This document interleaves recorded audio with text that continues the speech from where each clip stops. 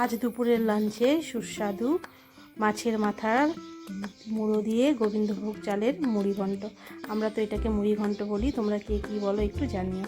আমি কিন্তু মাছের মাথাগুলোকে খুব ভালো করে একদম কড়া করে লাল করে ভেজে নিয়ে সেই তেলের মধ্যে আমি আবার আলুগুলোকে ডুমো ডুমো করে কেটে ভেজে নিয়েছি।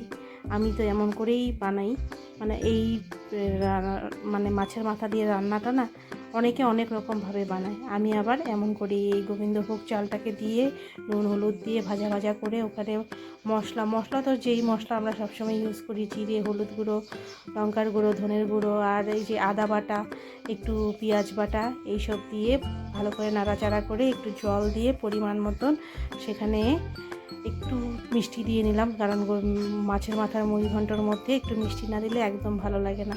তো আমি আবার মাছের মাথার মুড়ি ঘন্টর মধ্যে মাথাগুলোকে কিন্তু একদম থেতো করে দিই না, আমি এরকম গোটা গোটা দিয়ে কিছুক্ষণের জন্য ঢেকে দিই, মানে একদম হালকা আছে, তারপর ওটাকে ভেঙে দিলেই মাছের মাথাগুলো সুন্দরভাবে ভেঙে যায়।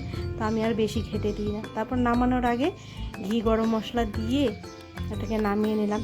এই খাবারটা না আমি খেতে খুব ভালোবাসি মাছের মাথা দিয়ে। আর আরেকটা ভালো লাগে যেটা মাছের মাথা দিয়ে লাউ ঘন্ট।